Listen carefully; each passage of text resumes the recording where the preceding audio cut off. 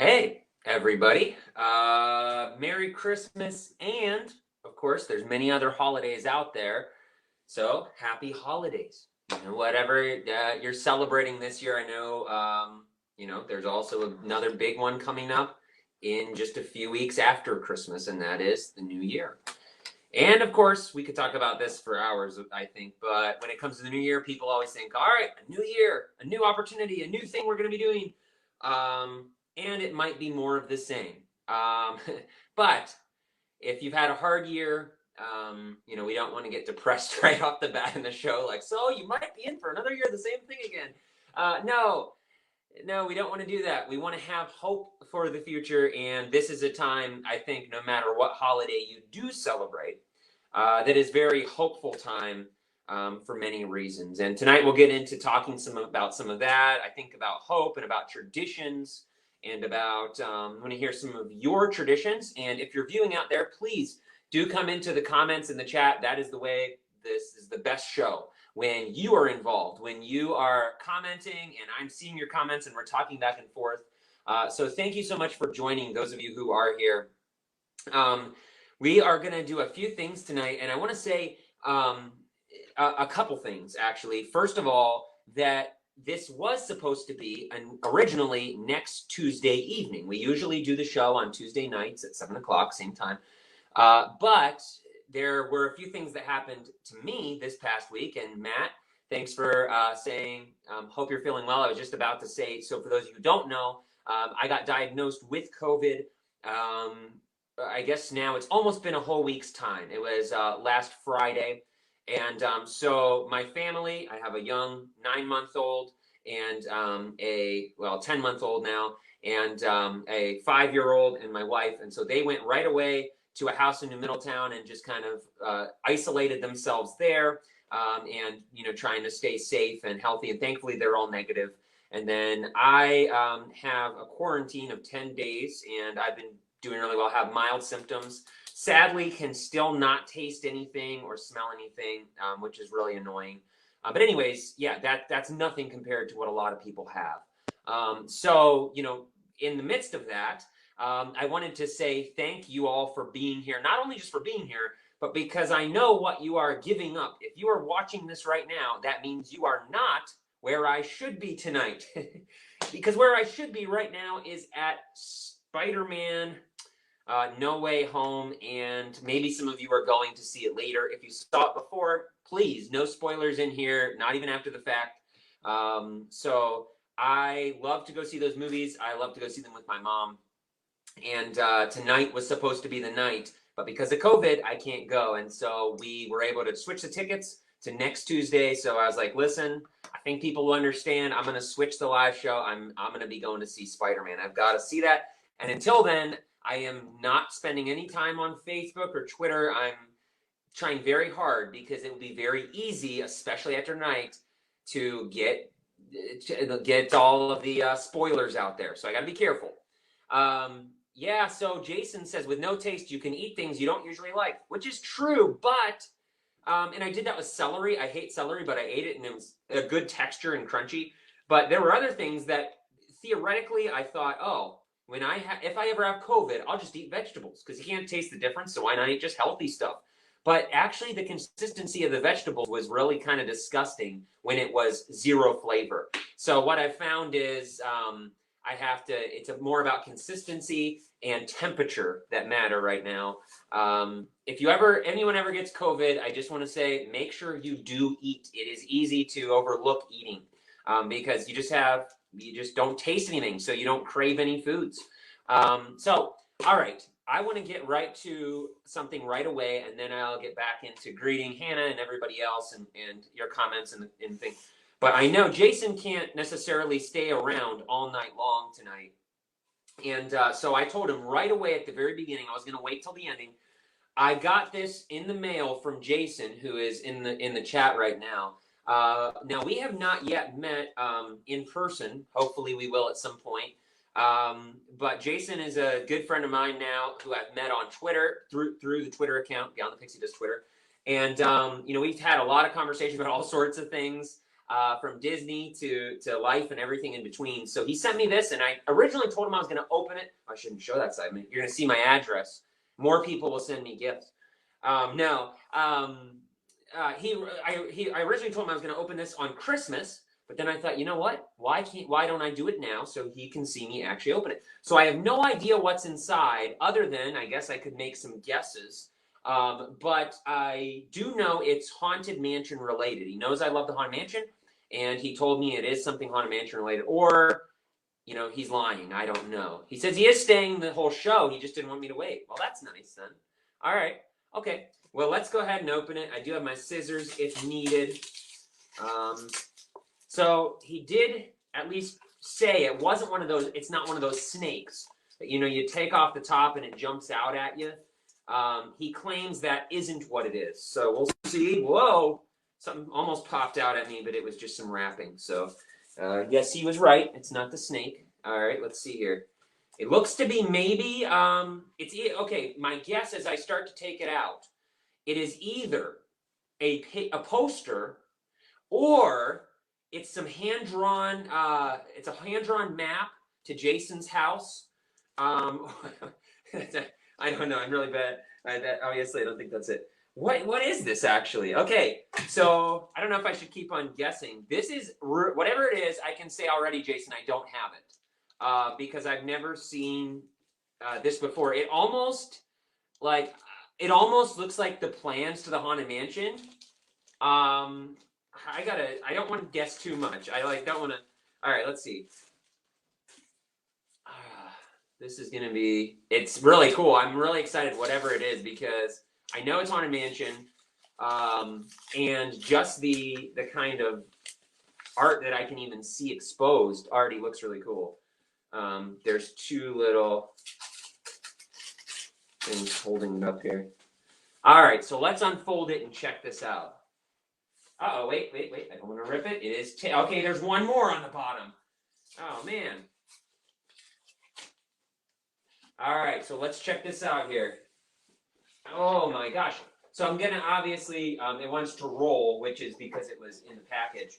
But I'll have to, you know, once it's pinned up on the wall or framed, it will be open. But yeah, these are actually the plans, the sketch for the Haunted Mansion. And let's double check in the corner here. Yeah, this is for New Orleans Square. So this would be, let me hold that up there so you guys can see better. This would be for Disneyland, New Orleans Square Haunted Mansion front elevation, designed by WED Enterprises. So if you guys aren't familiar with some of the Disney language, this is, you know, Walt Disney Entertainment. Walt Disney, yeah, it's Walt Disney Entertainment. You know, that's what WED stands for. No, Walter Elias Disney. I'm so excited, I don't even know what I'm talking about. So, yeah, this is really awesome. Jason, thank you so much. I am definitely going to need to find like a good frame for this and hang it up and the whole thing. Maybe I'll just rip out my Beauty and the Beast Thomas Kincaid and just like, it's a perfect fit. It is. It's a perfect fit for that for that size too. You might just see that. You might see the Thomas Kincaid in a pile on the floor next time, and then this will be actually hanging up in the background. That's awesome. Hey, thank you so much, Jason. You know, this is, you say I won because I said what? Maybe the plans for the Haunted Mansion. It's because this is the first thing I saw. So I was like, well, that almost looks like plans. And sure enough, sure was. That's awesome. Hey, thank you so much. Crystal says she'll take the Kincaid. I mean, I think I want to keep it. It just, you know, I have to get another thing for it. So awesome.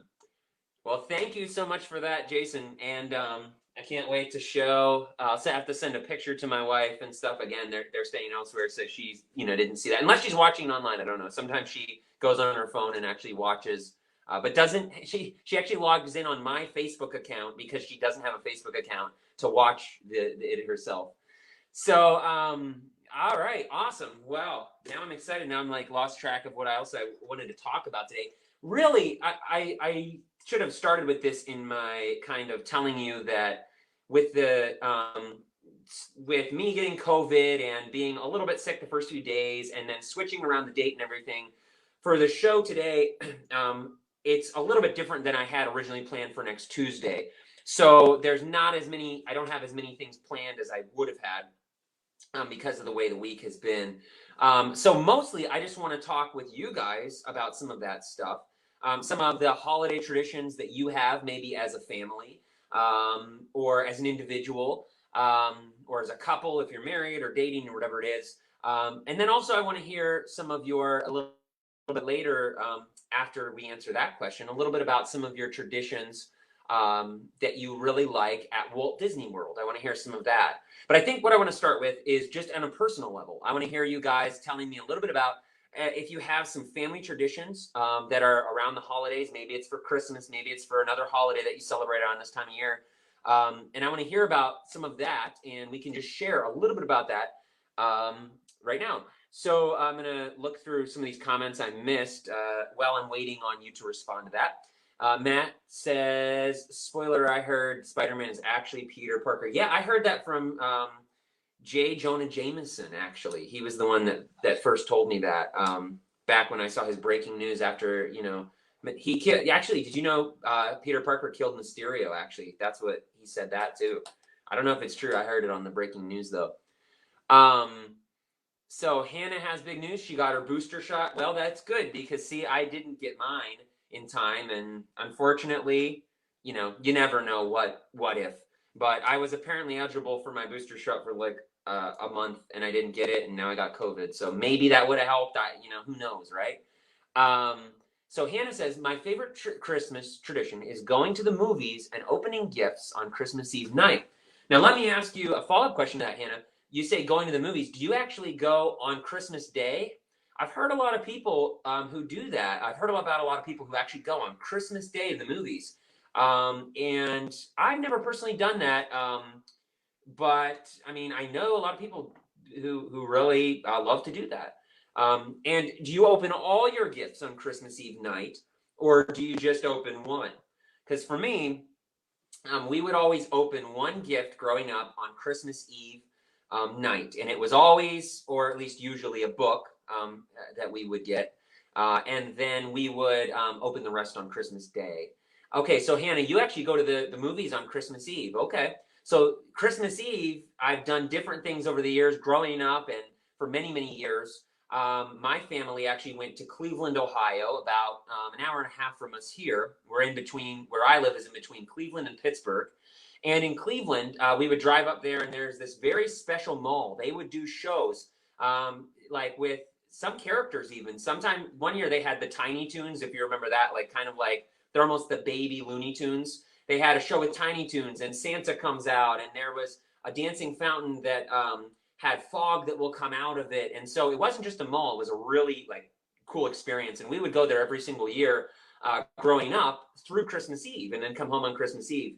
Now, being a pastor for the last 13 years of working in different churches, of course, Christmas Eve is a big, busy day for us for me to prepare now for my service and to get everything prepared and, then have the service at 6:30 at night with a candle lighting and, all that. So that's pretty busy on Christmas Eve now for me. But Matt says, we're Italian, so him and Crystal and Lincoln, they do the Feast of the Seven Fishes on Christmas Eve with my family. Okay, I need some more explanation of that because I'm not Italian, Matt, and you know what? I don't think I've heard of the Feast of the Seven Fishes. I think I need to hear more about what that is. Of course, I could Google it, but I'd love to hear from you.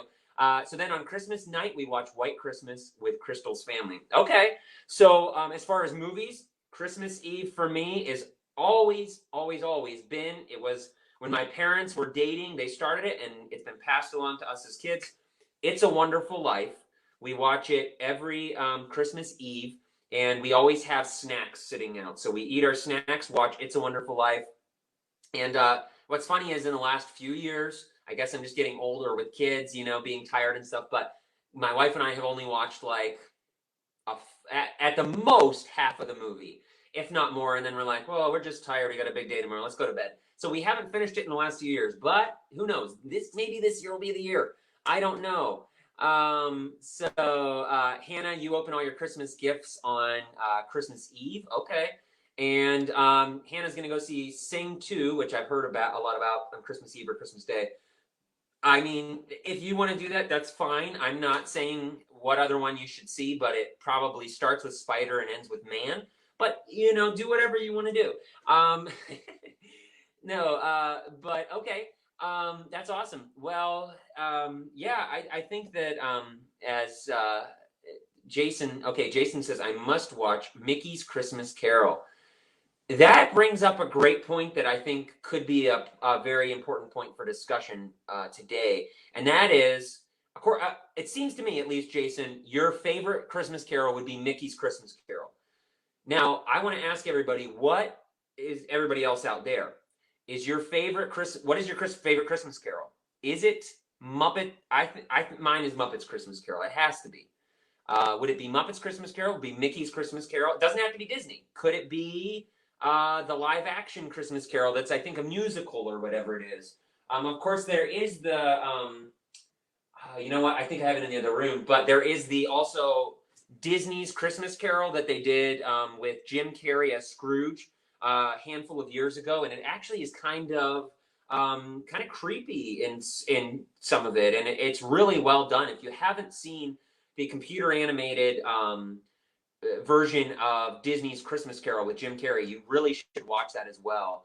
But of all of them, I think just most iconic, most amazing in my mind would be the Muppet Christmas Carol. And I, like many people, am very sad that in recent years, I shouldn't say for whatever reason, for reasons that made sense to them, they cut out the Love Is Gone song from the Muppets Christmas Carol.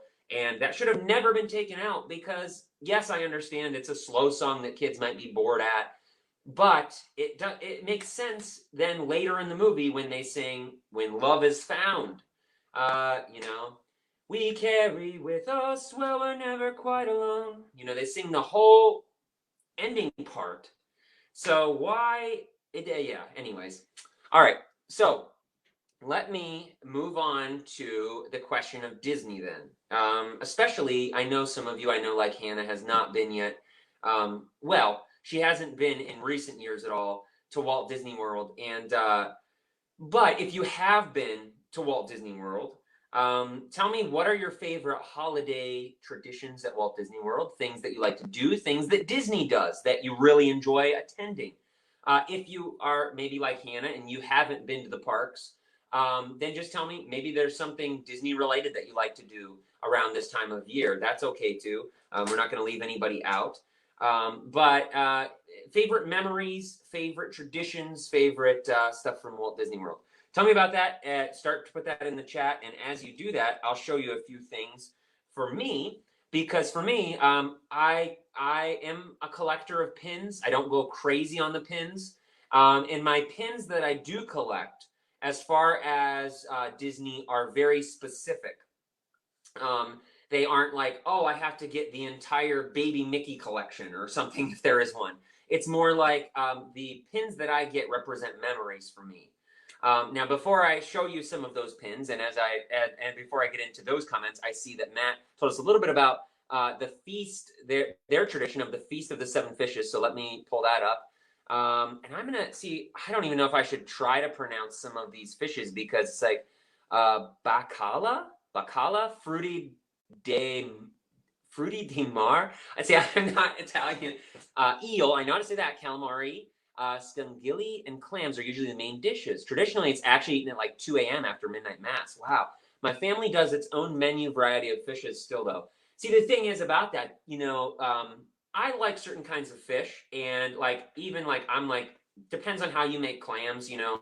But I just know the fact that, you know, Matt's family's been doing this for years. It is all going to be like the most delicious fish like I've ever had if I was ever to eat that. I mean, there's just no doubt, because when you get to hang out with somebody, or you see somebody or a family who knows how to make something good, I mean, you know, it's got to be amazing.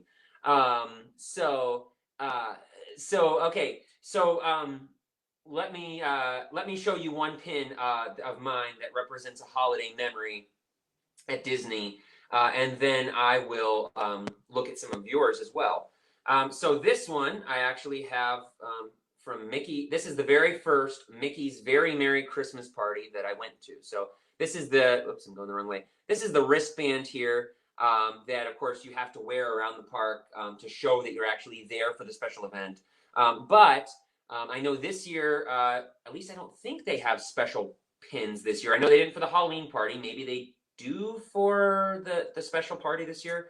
But at all the other parties, they have special pins and accessories and merchandise that you can only get during the party hours, not even just during Christmas season, but during the party hours especially. So this one is an ornament, obviously, Mickey's Very Merry Christmas Party, and then it actually swings open to reveal Mickey and Minnie there, obviously in their Christmas costumes and everything, with the castle sparkling there in the background. So that's the 2014 Christmas party, and I have not been to the Halloween party. I was there, as you guys know, many of you know, I was there in October when it was happening, and I stayed as long as I could in the park on Main Street, like shopping around and stuff. Well, the very first part of the party was happening, but eventually I had to leave before it got too serious, into it. So I haven't experienced a lot of the parties, but I have been to a few Very Merry Christmas parties, and they are really, really great.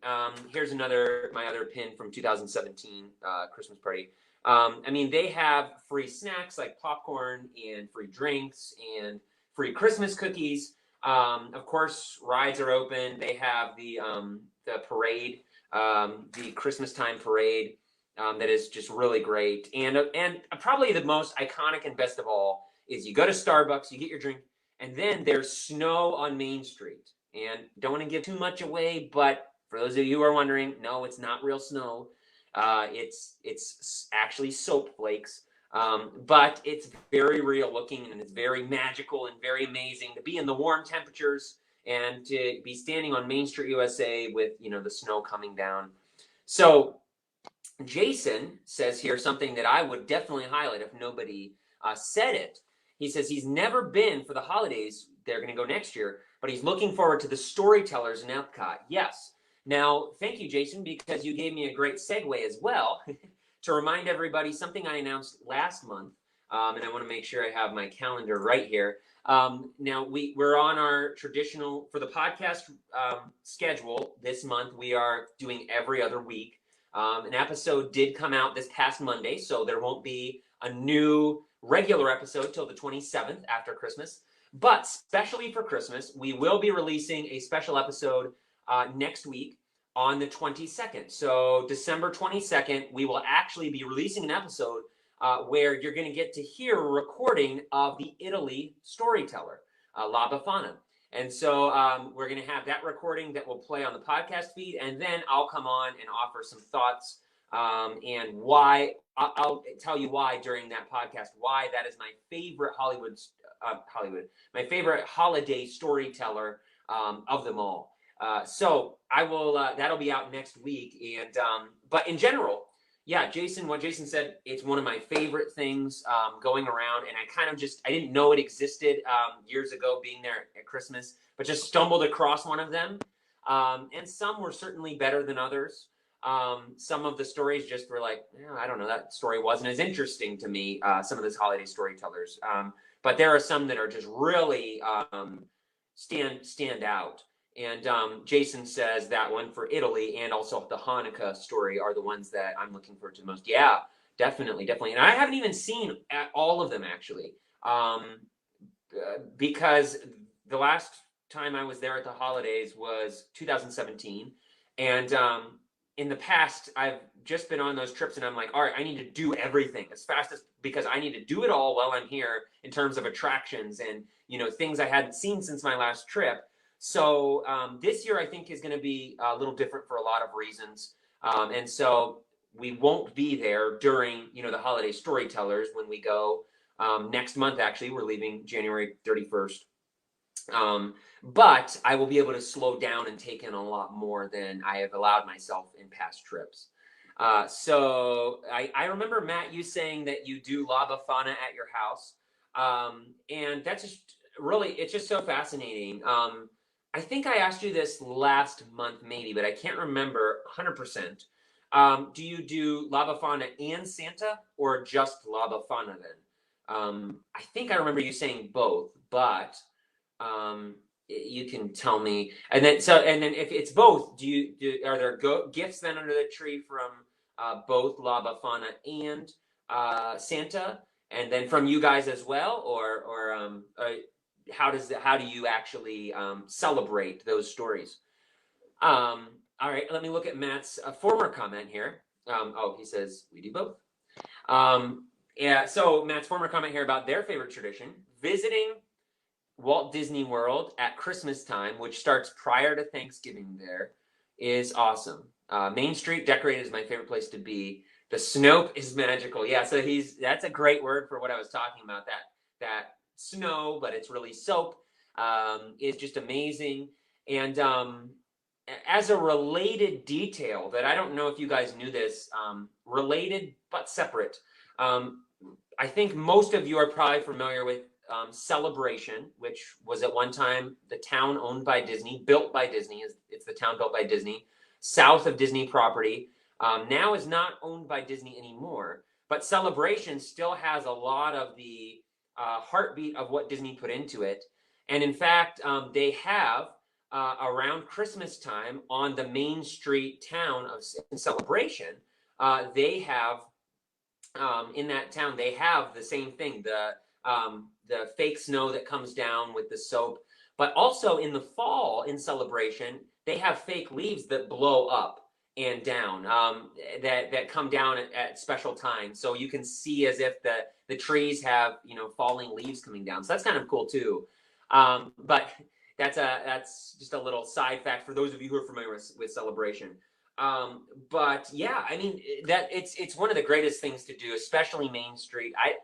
For me, as I'll say this 100 times, there is nothing more iconic than Main Street USA. I mean, yes, I love World Showcase. Yes, I love Hollywood Studios. Different things, they're great. Some days I'd rather go to Epcot more than Magic Kingdom, right? But at the end of the day, I will still always say there's nothing more iconic than being on Main Street USA. And I would say nothing more iconic than being there at Christmas time. I mean, it's just a totally different world, really. So Hannah has a dream to go to the Disney Christmas party. Hannah, I know that you're going to make that happen. Hannah and I, if you saw our Facebook page the other day, I posted a picture of Hannah and I talking on video on Zoom together. And it was great. We had a whole conversation, and I know that's one of your great dreams. And she has a lot of great things coming in the future that she's hoping to do and planning. And I'm looking forward to it, seeing what she comes up with. My friends called me Elsa because I love the snow weather. See, I don't really like the snow weather, but I like the fake snow. That's great. When it's fake snow coming down in warm Florida, hey, I love that. If it's going to be freezing cold, okay, on Christmas, I like it. But here in Youngstown, Ohio, I'm going to be going out, and I know you too in Minnesota, Hannah. You're going out, and you're going to have to get all bundled up, and you're freezing with a freezing. No, that's all right. I don't need to do that all the time. That's fine. I can do that one day a year is good. So about you, Matt and Crystal, they say Santa is the main event on the 25th. And then La Befana is a smaller celebration on January 6th. Of course, that makes so much sense because isn't January 6th the Epiphany? I believe that's correct. So that makes so much sense with knowing La Befana's story. That would be, of course, the date that, and I'm looking at my calendar just to confirm myself because I can't wait to see. Of course, it's not on my calendar. Great. But anyway, I try to answer my own questions instead of being patient and waiting. Hey, isn't that the Epiphany? Let me look it up. No, but yeah. Okay. That's interesting. So what does that celebration entail on January 6th? Do you have to say, okay, now there's going to be even more presents? Or is it just like a meal, kind of a party? What is that like? That is a really big holiday celebration too, for what you guys do, Matt, because of course, a lot of people, they have back to back, they've got the excitement of Christmas, And then, you know, the next week, depending on what they do, they have the excitement of New Year's. And it's like, whew, New Year's Day, you know, the big meals or whatever with family. And then it's like, all right, we'll take a break. Wow. It's like decompress. But then you have a couple days and you're like, all right, here's the little celebration for, you know, La Befana's day or whatever, if it's Epiphany, whatever it is. It's really interesting. So cool. Well, yeah, I'm trying to think here. I have, oh, yes, there is one thing over here. I'm looking over here and seeing something else I wanted to show you guys. This is the other kind of Christmas related pin that I have. And it is specifically I guess, yeah, it is a Christmas pin. That's right. I was going to say, I know it's winter, but it is Christmas. It's for the Art of Animation Resort, which is where I stayed last time in 2014. And so there we have Ariel inside, and it says Happy Holidays. It's kind of hard maybe to, obviously you can tell, but it's a little bit grainy because of the reflection there. But I kind of like the ones that open up and have different aspects to them. So, okay, Lincoln gets a couple smaller presents on that day, and that the Christmas witch leaves for him. And it's another good way to inspire him to be good. Then after that, after January, it's like, well, I don't know what we're going to do till next Christmas. That's it. Yeah, well, for what? I guess it depends on how early you start for Christmas, but you got like 4 months of the year. All right, now it's like, I don't know what we're going to do the other X amount. Hannah's going to eat pizza for Christmas Eve and for New Year's Eve. I don't know this year. It's just going to be crazy coming off my quarantine. But my recent tradition for food, as far as a meal on Christmas Eve dinner, there's a local place that has a guy from Lebanon.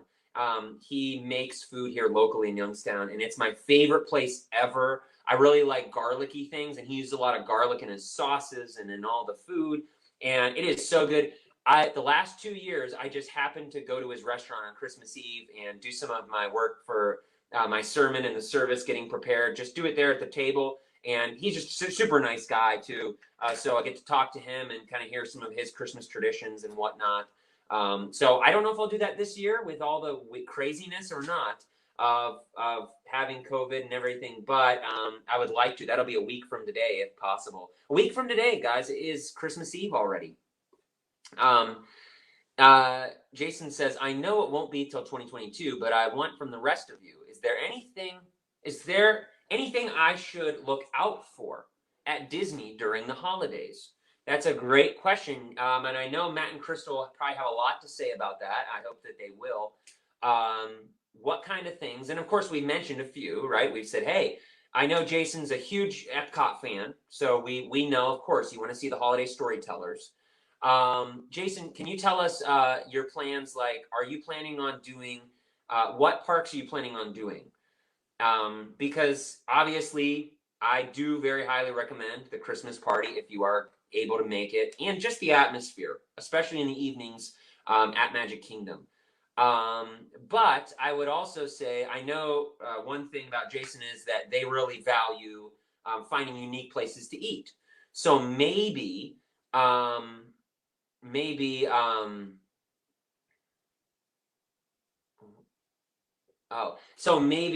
Jason, there's some places that you guys know of too that are good to eat during like holidays, especially. So it is Epiphany, the end of the Christmas season. Okay, which is great. It was just like really, really late because I was like talking about that 10 minutes ago. I feel like now, so I'm like, wait, why is that comment coming in so late? Maybe I'm just seeing it late and it's on Facebook earlier. But I'm glad that you answered that. I guess I also asked like 501 questions, so I've been asking Matt like 400 questions about the fish, and then I am talking about what is Epiphany and what is the date and all this stuff too. So Jason, yeah, as far as other holiday stuff, it depends on where you're going, and it probably really depends on where you're going to be, and so he says, okay, so Magic Kingdom on a Sunday, 3 days after Thanksgiving, and Epcot on a Monday. Yeah, of course, as I think you might know this, but the Christmas parties, just like any of the parties, do cost more. They do cost extra, which is really kind of annoying. But I would say the Christmas parties are worth it. I've read some things that say this year that the Halloween party was not worth it because there wasn't a lot that they added on. They actually took away some things from prior years. But I would say that the Christmas parties are definitely worth it, especially if you love the snacks at Disney. Like if you love the popcorn and you like the Mickey bars. And then Christmas cookies. I mean, you can get unlimited Mickey bars if you wanted to during the Christmas party. If you wanted to do unlimited popcorn, you could. I mean, there's so many free things. In addition to, you could pay for extra things. They have special Christmas party desserts that you could buy. But I was always thinking, I could literally eat as many cookies as I want or as many Mickey bars. Why would I need to buy extra? Like, that's just, I don't know. I don't need to spend the extra money. I could have unlimited free, right? So it's up to you what you want to do. And Matt says definitely the Christmas party. And visit the gingerbread houses at the deluxe resorts. Yeah, so that's something nice that's free. When you land, and often a lot of times people land and they say, well, we're not going to go to the parks when we arrive. Or you'll be driving, I'm guessing. So if you drive up maybe a little early and stay in the area, then you can, instead of going to Disney Springs or whatever, it's great to go to some of those free places that you might not think to go. Just go to the hotels and go look around. I would say, as Matt says here, the tree at Wilderness Lodge, the tree was not yet set up when I was there in October because it was still going to be Halloween. But the Wilderness Lodge, everybody, if you have not, I've never stayed there, and I don't know if I ever will stay there. I would love to stay there. But even if you never stay there like me, you have to go check out Wilderness Lodge. I mean, it is one of the most amazing places I've seen. The lobby is just amazing. And if you're not familiar, and I don't know if you know this, Matt and Crystal, but there is something that a lot of people overlook because it's way off the beaten path. But at Wilderness Lodge, there is actually one of the cars from the Carolwood Pacific, which is Walt Disney's train that he had in his own backyard. It's actually there. You can go and see it at the Wilderness Lodge. So there's so many really cool hidden things there, and just even non-hidden things just to see and check it out. I mean, you've got to see it if you haven't. Just go in for free and look around. The cookie stroll at Epcot, yeah. Although I will say this, the cookie stroll at Epcot, it seems like if I lived in Florida, okay, I would do it over the course of like a few weeks if I have an annual pass. That makes sense. But I think there's like, I don't know how many cookies, maybe like 10, 12 cookies. And I just can't do that many cookies. And what is funny to me is the cookie stroll. If you buy all the cookies, you get a stamp on your cookie passport, and then they give you an extra cookie. Or I think like this year it was an ice cream or something. I'm like, in one day I could not eat all these cookies, and then like, well, now I get my bonus cookie ice cream. It's like, that's just too much sugar. I will be like, my taste buds will be swollen from all the sugar. It needs to be like too much for me. Although I would like to try some of them. So maybe I just buy one and not, it just depends on the situation, the scenario. And if I'm with a lot of people, I might do that too, the cookie stroll. We all take a bite of each cookie. I could do that. Certainly would not do it myself. I guess I had a little bit of overkill. Jason said it's 5 cookies. You win a cookie and an ice cream and ice cream in a paper ornament. So I said 12. I don't know. I was getting crazy, but even 5 cookies. I mean, I couldn't do that on my own. So Jason, you're not a big Disney snacks fan. Not a fan of the Dole Whip, which I'm okay with Dole Whips, but I'm not huge on Dole Whips either. I don't know. I always choose savory over sweet.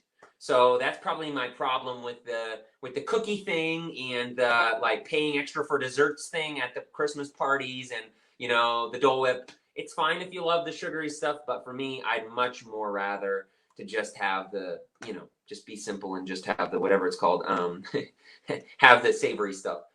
I don't know if any like special Christmas meals anywhere. We usually just go to one of our favorites like California Grill. Yeah, I mean, just do something special around that time of year, maybe that you don't normally do. Yeah, I'm not aware of any specially themed Christmas meals either.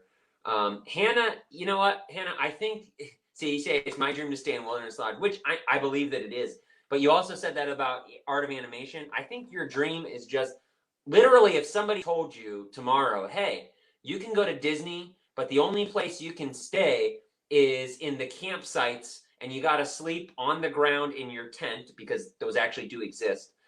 You have to sleep in a tent on the ground in your sleeping bag. You'd be like, that's my dream. I'm going.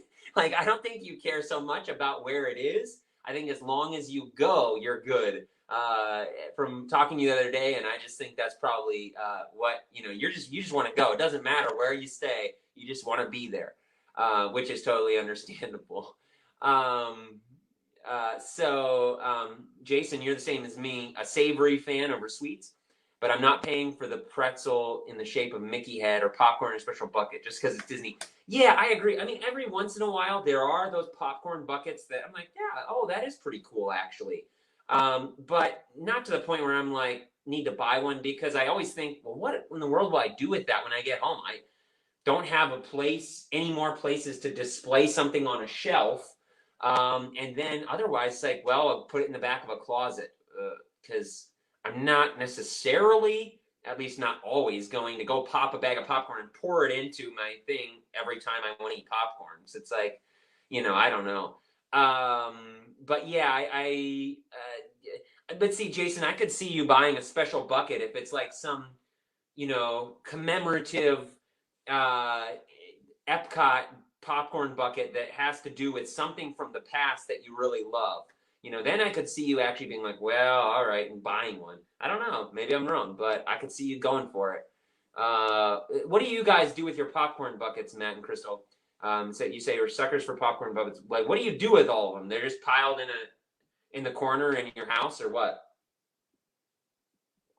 Sell them eventually. I know sometimes those could be big sellers depending on the quality and how much they are wanted and how many years have passed.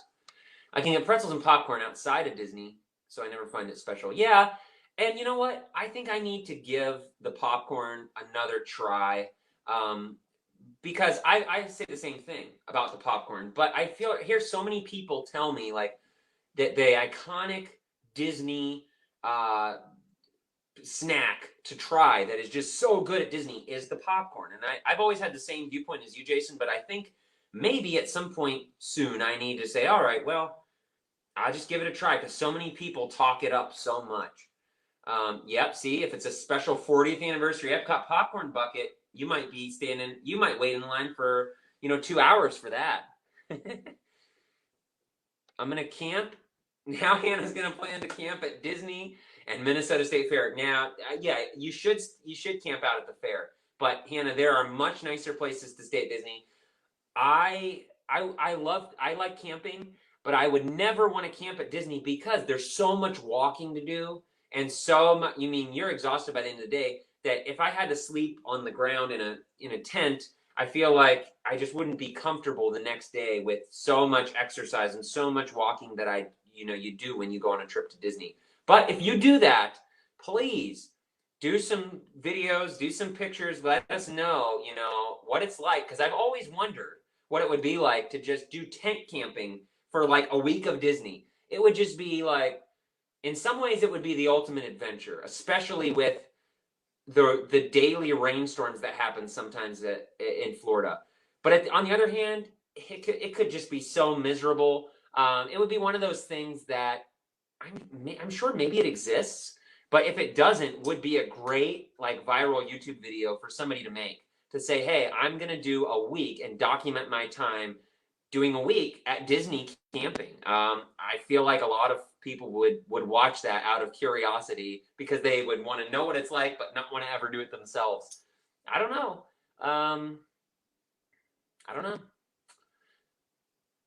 About popcorn buckets, Crystal is actually working on a blog post about what to do with them. The special ones are on display in Lincoln's room.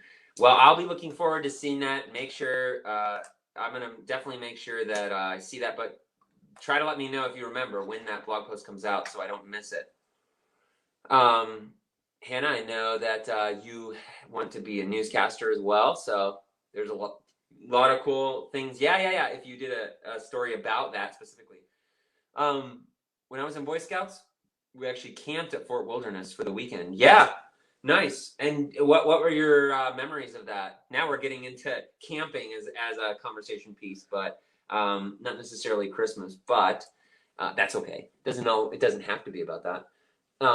As you guys, if you guys have any other things to throw out, I don't have necessarily anything else because my other plans got COVIDed, whatever. I think that's the official phrase that people use when things get messed up from COVID. COVIDed. That sounds like good, good grammatically correct. So I don't have anything else. But if you guys have anything else in a moment, while I look around real briefly, then I will look at your comments and I will respond to them. And then we'll wrap up. Let's see. I think because there's just something that I wanted to show if I have it. And I should have found it in advance because now I feel like I'm not going to. Yes, here it is. Yeah. Okay. One of the little books that I got over the years is this little, obviously not official book. I don't know who it's printed by. I mean, I guess it's printed by Roger Wilk. But it's the Disney Christmas Magic, the ultimate insider's guide to spending the holidays at Walt Disney World. Obviously, these are the castle dreamlights here in the picture. Very missed by many, many people. This year, when you go, you'll see the 50th anniversary light up on the castle and all that sort of a thing. But so many people missing this year, the castle dreamlights. And I would be very surprised if they don't bring them back next year. But this book